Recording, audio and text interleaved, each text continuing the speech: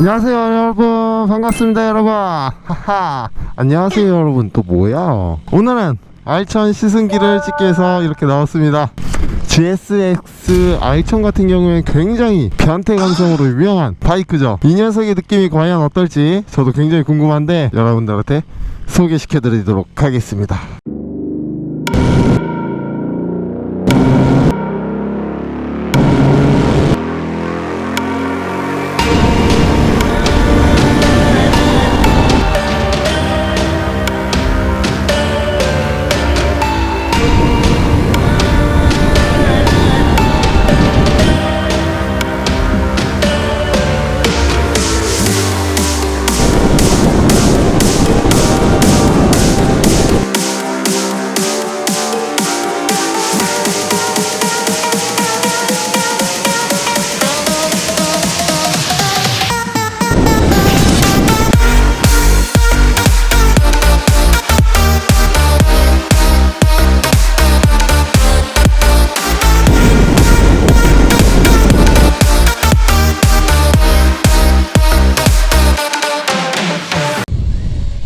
와, 브레이크 오진다 씨.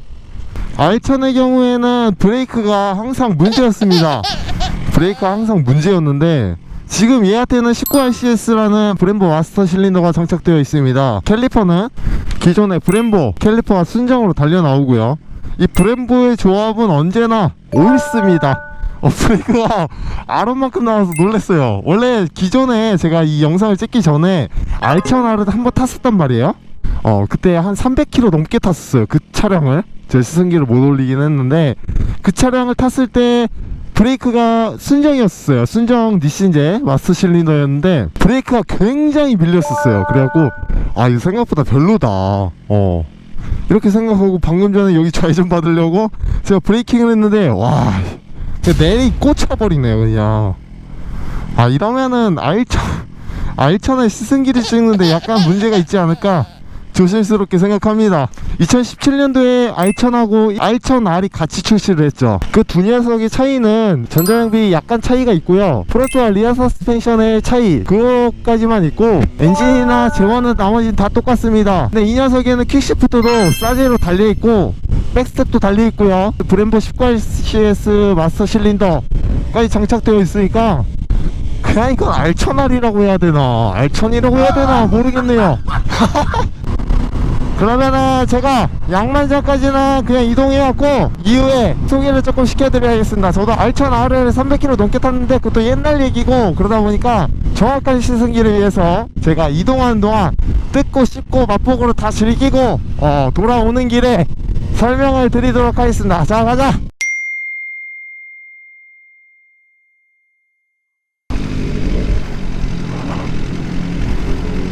와, 진짜 엄청 많다. 뭐 이렇게 많어? 오토바이가?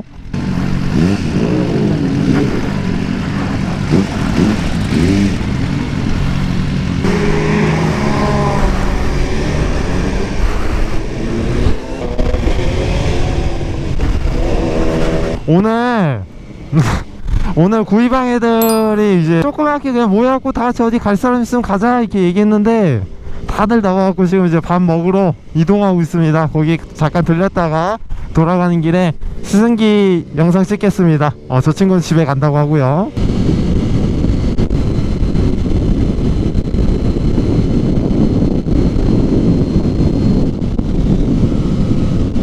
야, 오토바이 이거 너무 많은 거 아니야? 이거 뭐야?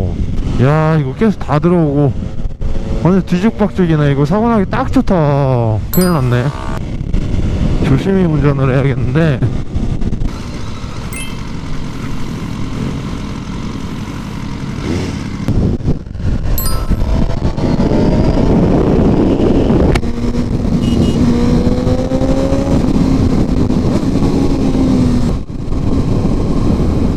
안녕하세요, 김원남입니다. 반갑습니다 여러분. 하하.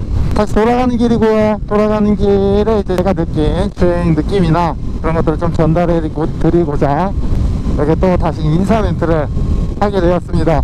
자, 이름만 들어도 이제 누구나 로망이 되고 누구나 드림카가 되고 언젠가는 꼭 소유하고 싶어하는 GSX 알천입니다.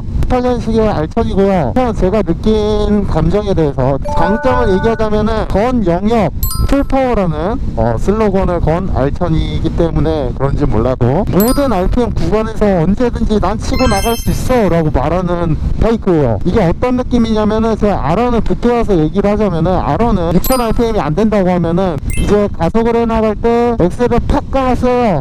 굼뜬 느낌이 있어요. 그 8000rpm에서 터져 나오는 그 하이 RPM 세팅인 차량이다 보니까 상당히 굼뜬 느낌이 있습니다.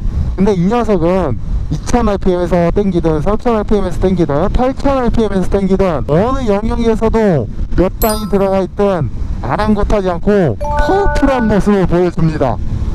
이거 알천이 진짜 대단한 녀석이구나 깨달았습니다. 제가 모든 시승기를 찍을 때 대단하다 얘기를 하는데 이 녀석은 진짜 진또배기 대단한 녀석입니다. 엄청납니다. 엄청나. 이렇게 코너를 들어갈 때도 굉장히 밸런스가 좋아요. 밸런스가 좋고 언제든지 어느 영역에서든 RPM이 퍽퍽 잘 터져 나가 주니까 두려워하지 않고 스로틀을 감을 수가 있어요. 굉장히 느낌이 좋습니다. 그래서 코너를 깊이 들어가도 절대 나는 언제나 이 코너를 나는 너한테 멋있게 선보일 수 있어 라고 말하는 것 같아요. 굉장히 이 밸런스가 아런이랑 거의 맞먹을 정도로 굉장히 코너 밸런스가 좋습니다. 이 엔진 느낌이 신형 알천부터는 SR VVT라는 신형 엔진이 들어가죠. 그 엔진 때문에 그런진 몰라도 난 언제나 네가 어떻게 속도를 내든 나는 거기에 다 맞춰줄 수 있어 라고 말하는 것 같아요. 굉장히 느낌이 좋습니다. 네, 전에 알천하를 탔을 때도 이 느낌을 받았는데 하지만 아런에서 나오는 그 하이 퍼포먼스는 좀 아무튼 아런이랑은 너무나 정반대는 성격을 갖고 있는 친구입니다. 알천의 엔진 같은 경우에는 SR VVT라는 엔진입니다. 엔진명이 그래요. 왜 SR VVT라는 명을 받게 되었냐? 캠체인을 돌려주는 플레이트에 구슬을 넣어서 원심력을 이용해서 밸브 타이밍을 조절합니다. 이로 인해서 얻어진 효과는 엄청납니다. 물론 무게가 늘어나고 그런 단점도 있지만 그래도 기본적인 부분에서 이 엔진의 질감은 엄청나게 올라갔습니다. 한 가지 예를 들어서 저회전 영역에서도 엑셀을 감아도 고회전 영역에서도 엑셀을 감아도 또한 초고회전 영역에서 엑셀을 감아도 이 녀석은 오버랩이라는 현상을 현저하게 줄여줍니다. 그로 인해서 토크 상승은 더불어서 좋아지게 되고 엔진의 내구성 또한 현저히 더 좋을 것이라고 전 예상하고 있습니다. 그럼 여기서 궁금하신 게 있으실 거예요. 오버랩이 대체 뭡니까? 오버랩이라는 것은 이제 RPM이 높아지면 높아질수록 엔진 회전수가 높아지면 높아질수록 엔진의 타이밍이 약간 틀어져요. 그래 배기 밸브와 흡기 밸브가 같이 열려 있는 현상이 됩니다. 그것을 오버랩이라고 칭하는데 그 오버랩이 지속이 된다면 엔진에 약간 무리가 가게 되고요. 또한 토크 저하와 같은 약간 치명적인 단점이 발생이 됩니다. 하지만 SR VVT의 엔진 같은 경우에는 그런 오버랩을 줄여주기 위해서 밸브 타이밍을 조절하는 장치를 장착하였고요. 물론 그로 인해서 엔진의 무게는 높아졌지만 저회전, 고회전 영역에서 너무나도 안정적인 토크를 선보여주고 있습니다. 정말로 아론 타다가 이 알천을 타니까 너무 편해요. 어느 구간에서 어떻게 당겨도 이 녀석은 즉각 반응해 줍니다. 그 정도로 엄청나게 세팅이 잘 돼 있는 바이크라는 거를 엔진 질감만 봐도 한 번만 타보더라도 확 느껴져요. 엄청 느껴져요. GSX-R이라는 이름이 붙은 스즈키의 바이크들은 언제나 항상 타 브랜드와는 다르게 색다른 기술을 선보여주면서 내구성도 잡고 성능도 잡으려고 엄청 노력하는 바이크 회사인 것 같습니다. 이 SR VVT의 엔진 때문에 입문하신 분들이 알천을 가고 싶어 하시는 분들도 있으실 거예요. 리터급으로 그냥 한 번에 올라가고 싶으신 분들이 분명히 있으실 건데 그런 분들한테 정말로 적극 추천합니다. 이지 스타트 시스템이랑 이지 클러치 시스템 거기다가 SR VVT 전 영역에서 파워풀하게 토크감을 선보여주는 엔진, 이 세 가지만 봐도 초보자들이 운행하는 데 있어서 최상의 조건이지 않을까 생각합니다. 현재 서스펜션은 쇼화사의 빅피스톤 서스펜션이 채용되어 있습니다. R1000R 같은 경우에는 쇼화사의 프리로드 서스펜션이 레이스급 정도 되는 쇼화사의 서스펜션이 앞뒤로 채용되어 있죠. 이 녀석은 기본 사양의 서스펜션이 채용되어 있다고 하는데, 솔직히 말씀드려갖고 약간 하드하지도 않고 무르지도 않아요. 일반 공도에서 타는 데 있어서는 큰 무리가 없습니다. 하지만 서킷을 달린다면은 이 서스펜션으로는 약간 무리가 있겠죠. 공도용으로는 이 정도면은 딱 적당하고 훌륭할 정도의 서스펜션 양을 보여주고 있습니다. 다음은 언제나 그렇듯 스즈키가 맨날 욕먹는 것이죠. 이 브레이크 시스템입니다. 브렘보 캘리퍼를 채용하고 니신제 순정 마스터 실린더가 들어가는 브레이크는 기존에 제가 R1000R을 탔을 때 굉장히 밀렸었어요. 이 압의 느낌은 약간 레이스 사양으로 좀 맞춰놨다 라고 느낄 정도로 굉장히 압이 많이 들어가야지만 제대로 된 브레이킹 능력을 보여줬던 것 같습니다.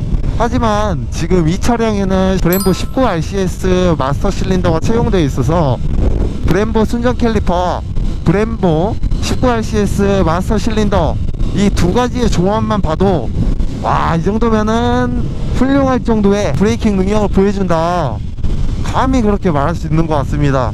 만약에 R1000을 기변을 하시거나 R1000을 업그레이드 하시게 되면은 순정 마스터 실린더를 한번 써보시고 19RCS라는 이 장치를 한번 장착을 해보세요. 그러면 완전 색다른 바이크가 됩니다. 제가 늘 바이크를 탈 때마다, 아니면 자동차를 탈 때마다 굉장히 중요시 여기는 게 브레이크예요.